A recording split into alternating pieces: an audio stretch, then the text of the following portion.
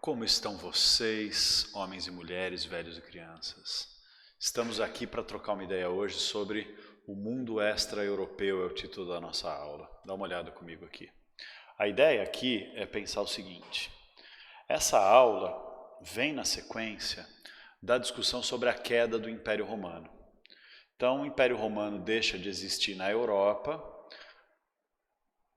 precisamente no ano de 476, quando, no meio das invasões bárbaras, especialmente dos vândalos, o último imperador romano morre e acaba o tal do Império Romano. Sobra o Império Romano do Oriente, o Império Bizantino, mas na Europa Ocidental, que é o berço da civilização ocidental que nos colonizou e fez existir o Brasil do jeito que ele é, o Império Romano acaba no século V, com as invasões bárbaras germânicas e a crise do escravismo. Enfim, a gente acostumou, porque nós temos uma visão de mundo eurocêntrica, a gente se acostumou a achar que a história da Europa é o que define a história do mundo. Portanto, que a Europa é o centro da história mundial. E isso foi muito reforçado pela importância que o Império Romano teve enquanto existiu. Porque, de certa forma, o Império Romano foi, especialmente na era da Pax Romana, né, da estabilidade do mundo romano, o Império Romano foi uma unidade política, social, econômica, cultural, militar muito poderosa, que de fato colocou a Europa como uma espécie de centro irradiador do poder de uma civilização bastante importante e poderosa, a civilização romana. Mas quando a gente entra na próxima fase, a fase da Idade Média, a gente costuma achar que ainda a Europa é o centro do mundo. E na verdade não.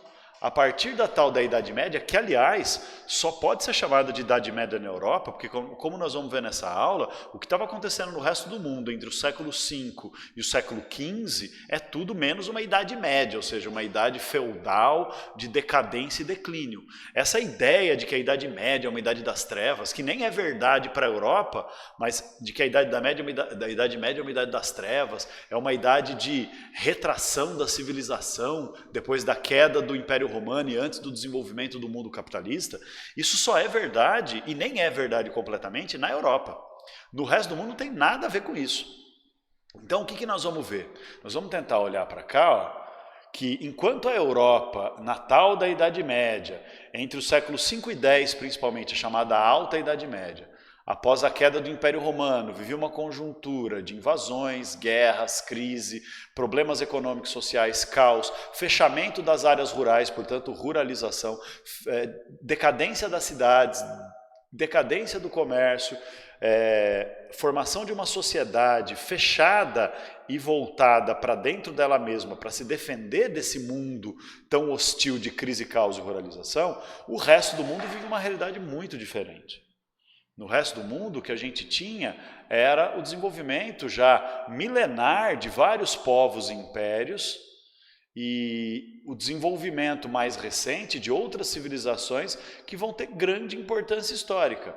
Hoje nós vamos falar dessas realidades aqui, ó, que é na África o reino de Gana, o Império de Axum e os povos de cultura e língua banta. Na Ásia, nós vamos falar da Índia com o Império Gupta e da China com o Império Han. E na América, nós vamos falar dos maias, dos pré-astecas e dos pré-incas.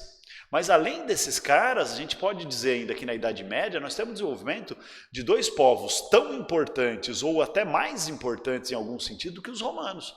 Nós temos o desenvolvimento do Império Bizantino, que é um desdobramento do Império Romano Oriental, que a gente já estudou. E nós temos o desenvolvimento dos árabes, que nós vamos estudar na sequência. Então veja bem, essa ideia de que a Europa é o centro do mundo é uma farsa gigantesca na Idade Média. E essa ideia de que o que aconteceu na Europa é padrão do que aconteceu no mundo é uma farsa ainda maior. Então vamos dar uma olhadinha nesses outros povos, dar uma sacada aqui no nosso esquema comigo. Olha só, eu vou pegar esse mapa aqui, ó, que é um mapa da África, perceba? Aqui é o norte da África, o deserto do Saara. E Essa região mais para norte seria a região do mundo mediterrâneo, a Europa estaria, né, mais ao norte ainda desse mapa. Aqui nós vamos ter o reino de Gana, que a gente vai estudar. Aqui o Império de Axum, que nós vamos estudar. E aqui é a região onde se desenvolveram os povos de língua e etnia e cultura banta. Então vamos começar pelo reino de Gana. Deixa eu mudar aqui o meu marcador. Gana é uma civilização que se desenvolve na África Ocidental, ou seja, perto do oceano, às margens do Oceano Atlântico.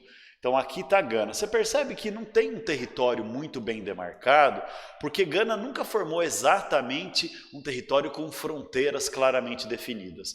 Na verdade, Gana era quase que uma federação, que a partir de um centro político e econômico, que era o reino de Gana em si, a cidade de Cumbi, como nós podemos ver aqui, ó, nas proximidades do rio Níger.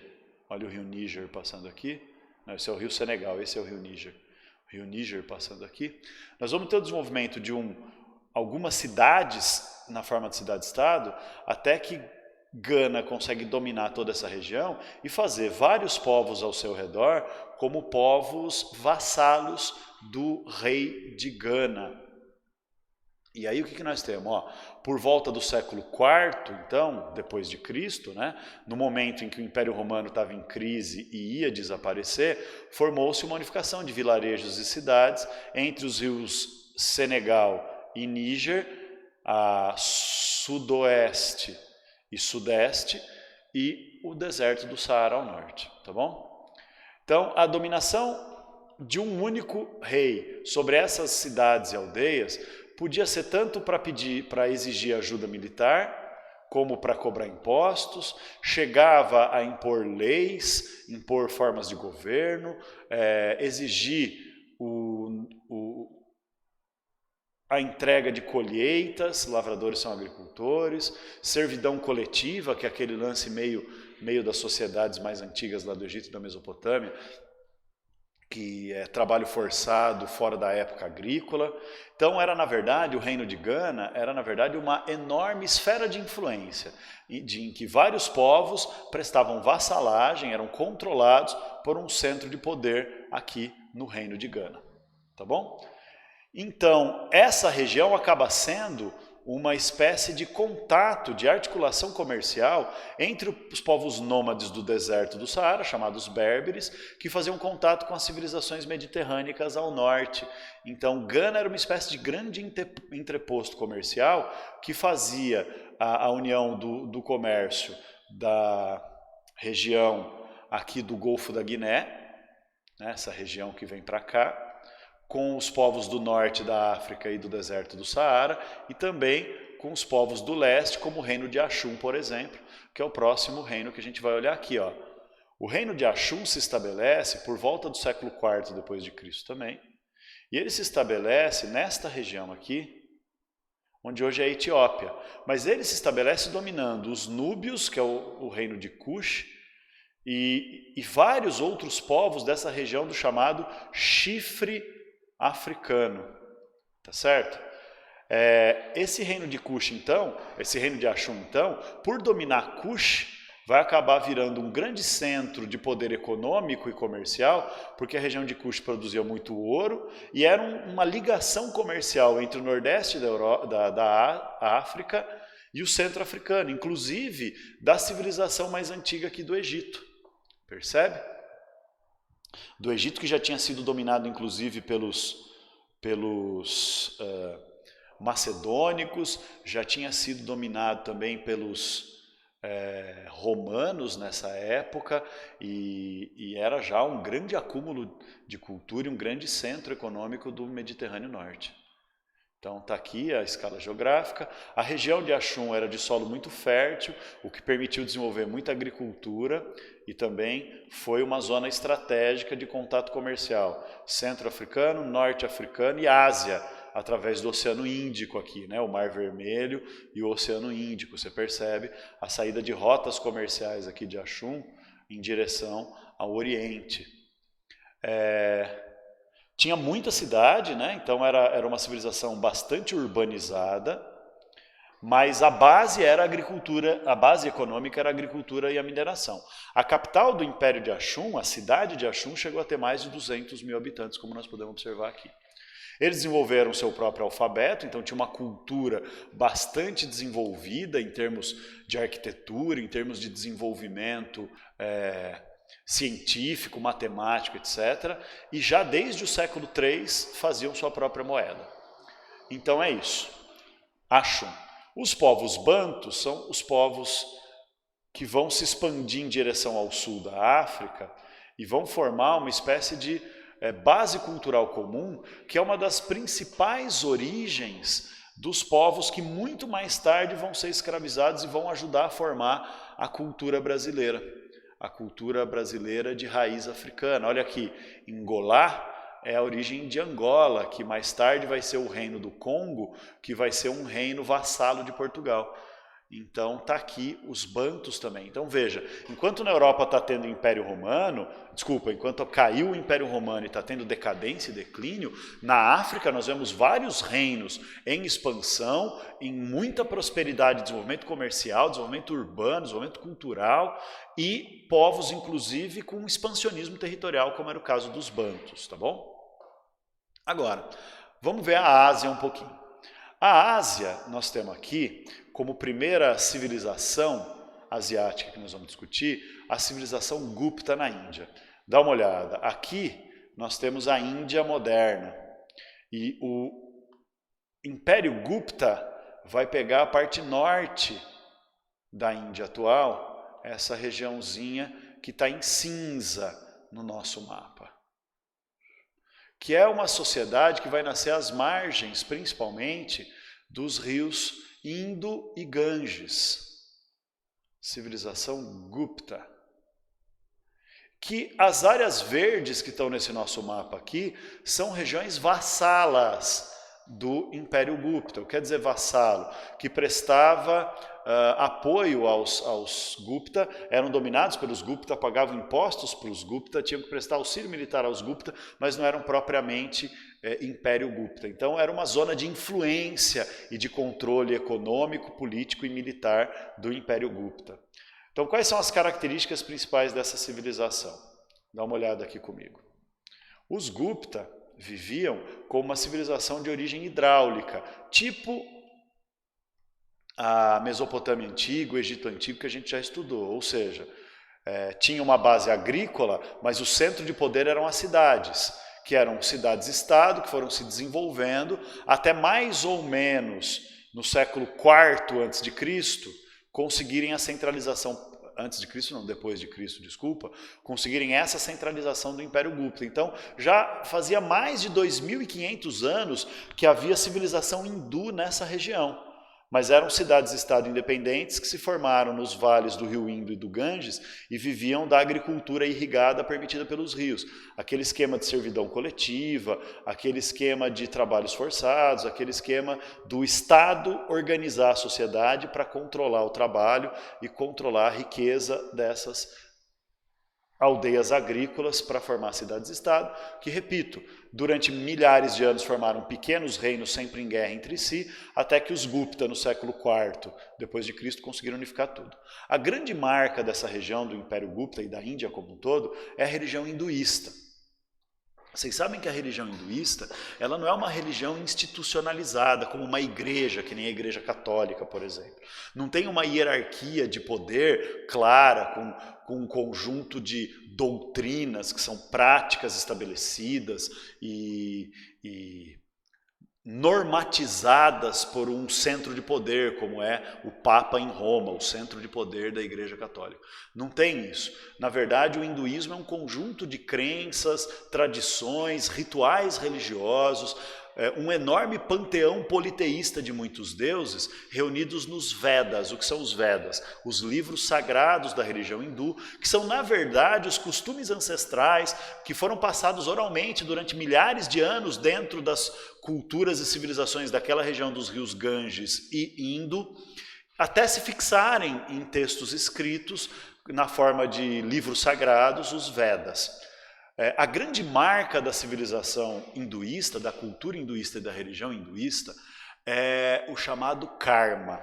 Então os hindus acreditam que a vida humana no mundo, a alma humana passa por muitas encarnações, buscando sempre a purificação da alma, a cada encarnação, buscando fazer o bem para purificar a alma, respeitar a vida para purificar a alma, buscando corrigir os erros das encarnações passadas para purificar a alma, até chegar a um estado de iluminação plena da alma, que permitiria essa alma não ter mais que encarnar no sofrimento do mundo e poder viver no nirvana, que é o paraíso das almas iluminadas. Então, esse processo de reencarnações sucessivas é chamado pelos hinduístas de karma. A noção hinduísta de karma, então, é a noção de que você carrega da vida passada a herança do que você produziu e que deixou uma marca na sua alma. Então, se você vive uma vida de justiça, de bondade, de busca da iluminação da alma, você deu passos importantes no sentido da purificação da sua alma. E aí você vai, na próxima vida, estar mais próximo da iluminação e mais próximo do nirvana. A partir dessa cultura hinduísta, nós vamos ter o nascimento de uma outra religião muito específica, que é uma religião de base hinduísta, é um desdobramento do hinduísmo, que é o brahmanismo. O brahmanismo é a religião dominante de várias regiões da Índia até hoje, e é uma religião marcada por uma extrema desigualdade social, porque a partir do brahmanismo surge a ideia de uma sociedade de castas sociais. O que é uma sociedade de castas? É a ideia de que o Brahma, que é o deus máximo dessa religião brahmanista, é uma religião politeísta, que acredita nos deuses do hinduísmo, que é um enorme, milhares de diferentes divindades. Mas o Brahma seria o deus principal na religião brahmanista, que seria uma espécie de guardião desse mundo. Então o Brahma seria o responsável por cuidar das almas e das vidas humanas. Então, dentro dessa religião, a camada máxima formada pelos sacerdotes, que seriam aqueles que estão mais próximos da iluminação, seriam os brahmanes. Junto com eles teria a camada abaixo deles, um degrau abaixo deles, uma camada de guerreiros. E aí seriam mais 5 ou 6 camadas até chegar na camada inferior dos intocáveis, que seria a camada de almas mais impuras de todas, que teriam que sofrer humilhação, sofrer dor, sofrer a miséria, sofrer assim terríveis dificuldades para poder trilhar o caminho do sofrimento que gera a purificação da alma. Então, nessa sociedade de castas, a crença é de que o seu karma faz a sua alma nascer dentro de uma família que faz parte de uma dessas 7 camadas do brahmanismo. E se você nasceu na camada inferior, isso te coloca numa condição de aceitação plena do sofrimento. Você não pode se revoltar e nem lutar contra o sofrimento. Você tem que aceitar e engolir o sofrimento. Por quê? Porque só assim você estaria respeitando o seu karma, purificando a sua alma e permitindo que na próxima encarnação você nasça numa camada menos inferiorizada. Então isso gera uma sociedade altamente estratificada, altamente violenta e dividida em camadas absolutamente sem qualquer mobilidade social, com um grau tal de estabilidade e de aceitação por causa dessa base religiosa da explicação da origem das camadas sociais. Hoje, para você ter uma ideia, era até proibido que a pessoa de uma casta se casasse com a pessoa de outra casta, para não ter mistura de castas e para garantir que as famílias, casando-se apenas dentro da sua casta, continuassem eternamente dentro daquela camada social. E o que muda são as almas que numa encarnação encarnam numa família de uma camada social e na próxima encarnação podem encarnar numa família de outra camada social, o brahmanismo. A partir também do hinduísmo, nós vamos ver nascer uma outra religião que, apesar de nascer na Índia, o príncipe Siddhartha Gautama, também conhecido como o Buda, que teria sido a pessoa que conseguiu produzir a alma mais iluminada de toda a história da humanidade, né, que dá origem à ideia dos Dalai Lama, das almas iluminadas, seriam reencarnações do Buda, da iluminação máxima. O Siddhartha Gautama, então, é o Buda, o criador de uma nova religião chamada budismo, que parte também do princípio do karma e do princípio da busca pela iluminação da alma, mas não considera que existem muitos deuses. O que existe é a divindade habitando dentro de cada ser humano. Então não existem deuses materializados em figuras divinas. O que existe é uma essência sagrada que habita em tudo que vive, em tudo que existe. E que, portanto, não tem diferenciação de camada social porra nenhuma. O que tem é aqueles que estão mais próximos da iluminação, da sabedoria, que é baseado no quê para o Buda? No desapego dos desejos e do prazer. Então a vida iluminada é aquela vida que é desapegada das aparências, aquela alma iluminada é desapegada das aparências, desapegada do desejo, do prazer, desapegada da busca por status, desapegada da riqueza, desapegada das coisas, que é baseada então em uma profunda meditação, em uma profunda entrega ao outro. E para o Siddhartha Gautama, o Buda, isso seria o caminho da iluminação.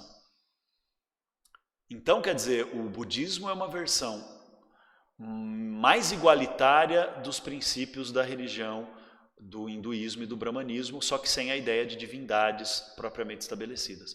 Então, essa é a base da cultura Gupta na Índia, que vai entrar em declínio a partir do século VI depois de Cristo, quando a região da Índia vai sofrer a invasão de vários povos nômades da região da planície central da Ásia, especialmente os hunos e outros povos guerreiros nômades, e aí essa unidade política conquistada no século IV, pouco mais de 2 séculos depois, vai entrar em fragmentação novamente por causa dessas invasões nômades. Beleza, minha gente?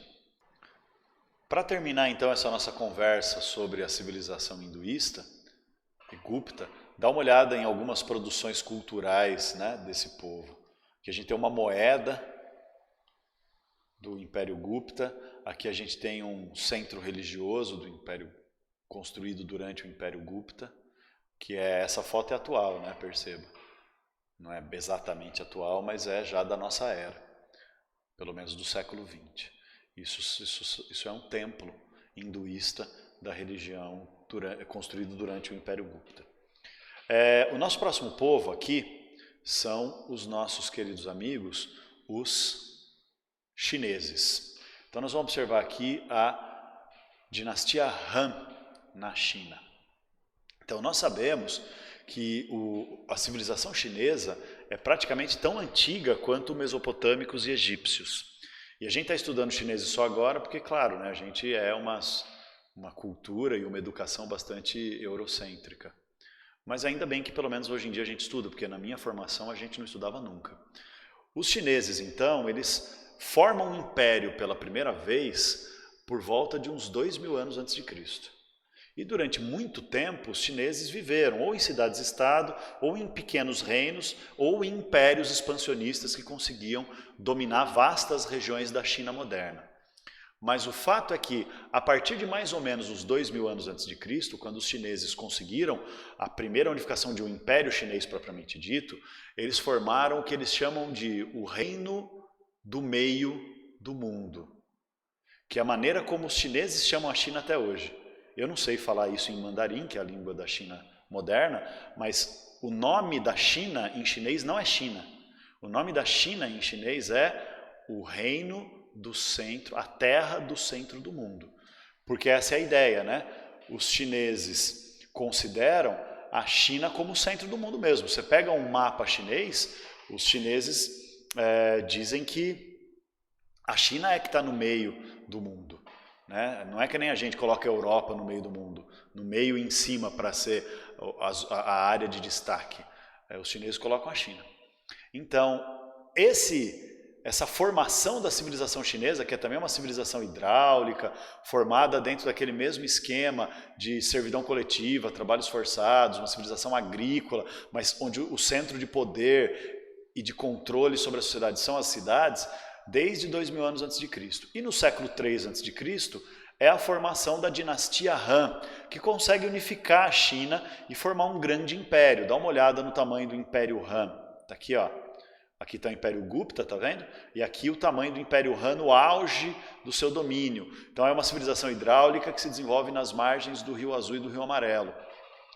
Então é uma civilização bastante semelhante na sua origem há milhares de anos com as civilizações do Egito e da Mesopotâmia. Também é uma ligação muito forte com o teocentrismo, a ideia da religião como base do poder.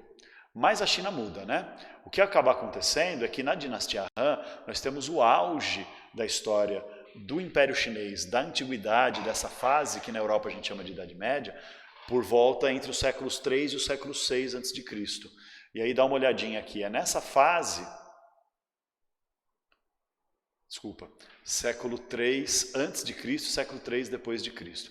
É nessa fase que os chineses vão adotar como base da sua organização social e da sua organização cultural o confucionismo. O que é o confucionismo? Não é uma religião, é uma filosofia de vida desenvolvida por um sábio chinês que viveu no século VI a.C., chamado Confúcio. E o Confúcio vai escrever uma vasta obra filosófica em que ele vai discutir fundamentalmente os princípios de como viver uma vida virtuosa, uma vida positiva, uma vida de qualidade.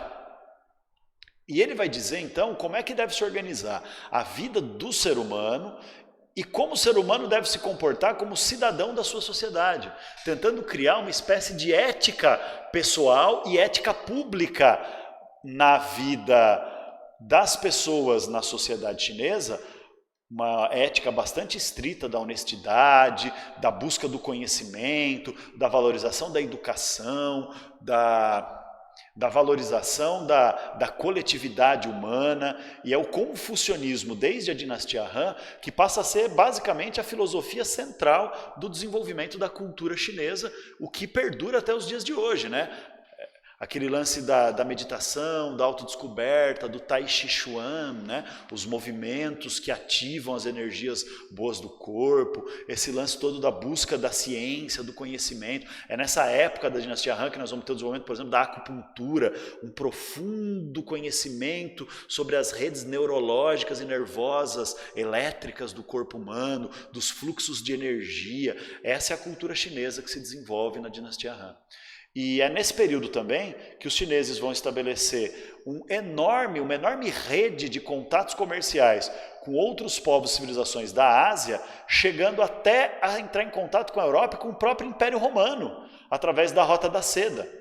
A Rota da Seda começava na China e transportava produtos de luxo da China, entre China e Europa.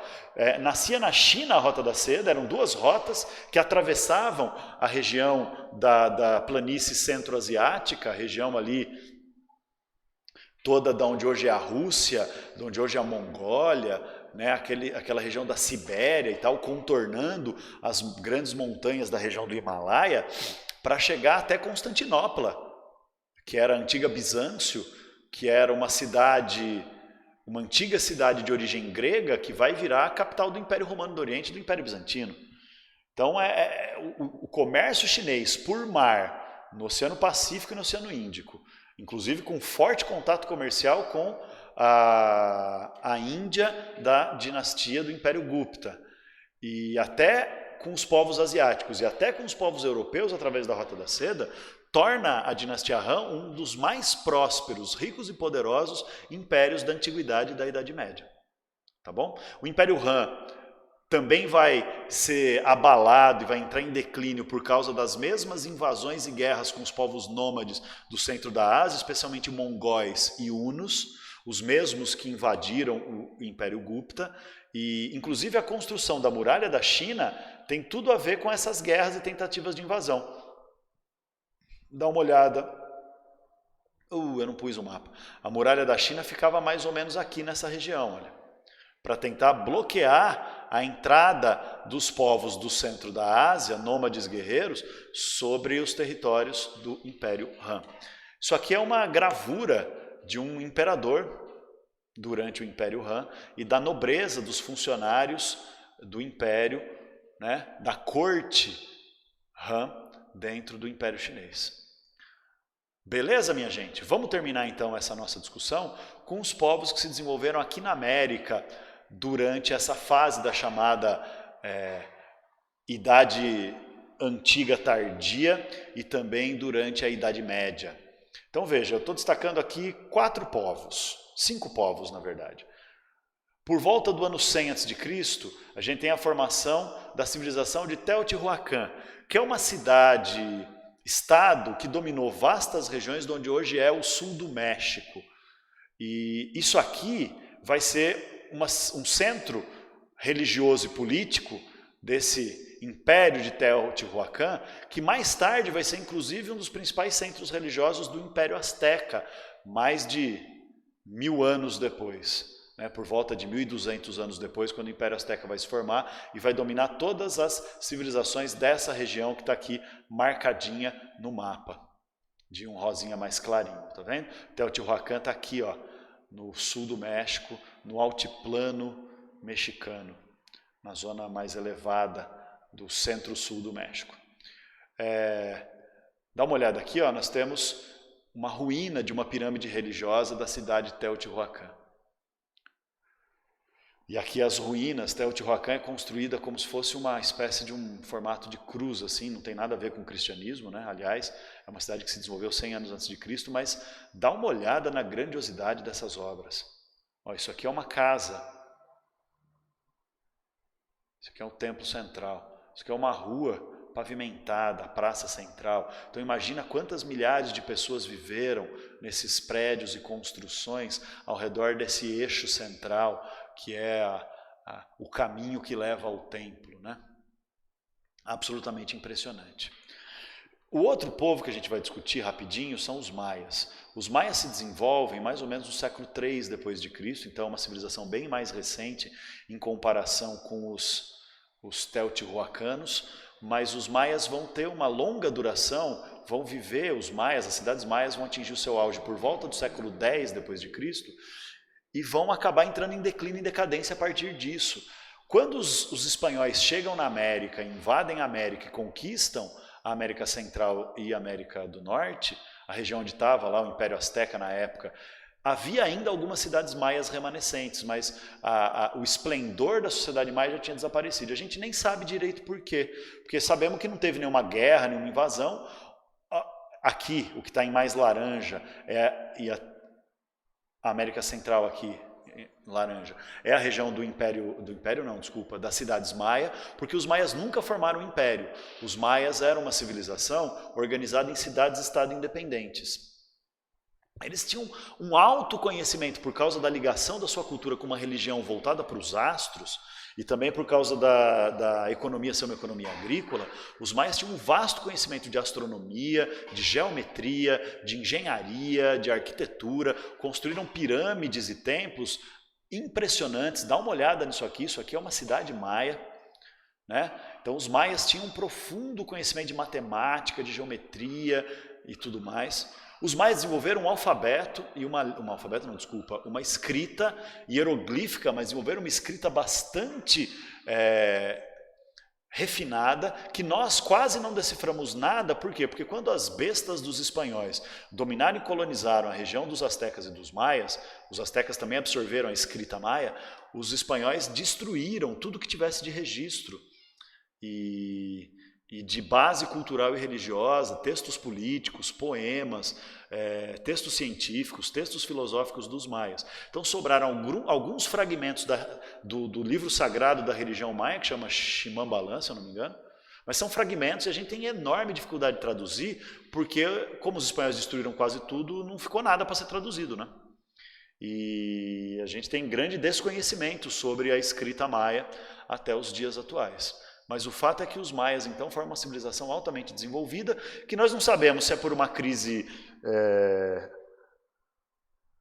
climático-natural, que esgota os solos e por causa de problema de chuva que a região da civilização maia aqui no mapa entra em declínio, se é por causa de guerra civil e guerra interna, guerras fratricidas que nem na Grécia, entre as cidades-estado, se é alguma praga, mas o que nós sabemos é que a maioria da população foge das cidades e vai viver nas zonas rurais e vai se esconder no meio do mato. Muitos grupos vão voltar a uma vida de caçadores e coletores, inclusive até hoje, de vez em quando, arqueólogos descobrem cidades maias no meio da floresta, porque aquela região do sul do México e norte da América Central é uma região de floresta bastante densa, de floresta tropical, com semelhanças com a floresta amazônica, inclusive. Então, ficou algum tempo abandonada uma cidade, a mata já começa a tomar conta de novo. Então, de vez em quando se descobrem monumentos, templos e ruínas de cidades maias no meio do mato até hoje. Então, os maias. Na América do Sul, nós temos duas grandes civilizações que vão se desenvolver. Por volta do século VI depois de Cristo, tanto na Cordilheira dos Andes quanto na Amazônia, nós temos duas grandes civilizações que são os pré-incas, que são dois povos principais, o Império de Tiahuanaco e o Império Huari, e na região amazônica a cultura e civilização marajoara. Dá uma olhada aqui, ó. Essa região da América do Sul, aqui está o Acre atual. Você acha que ele não existe, mas ele existe sim. Olha ele aqui. Aqui está o Acre, aqui é a Bolívia atual, aqui é o Peru, a Bolívia aqui o Peru atual. Peru aqui, Peru, Bolívia, Peru, Bolívia. Aqui é o Acre atual, Brasilzão, aqui é Amazonas e pá. E aqui estava então a região do Império Huari e aqui a região de Tiahuanaco. São culturas e civilizações bastante desenvolvidas que vão formar unidades políticas com cidades, com uma estrutura de governo centralizado, com trabalhos forçados da população camponesa para fazer grandes obras, de criar terraços agrícolas para poder plantar e ter terra fértil no alto das montanhas da Cordilheira dos Andes. Então são civilizações absolutamente impressionantes que mais tarde vão dar origem aos Incas. Olha aqui é um pedaço de cerâmica de Tiahuanaco e Huari. Aqui a gente tem uma rua de uma cidade, Huari, e aqui uma parede ornamentada com cabeças, provavelmente ligadas a rituais religiosos, da cidade de Tiahuanaco.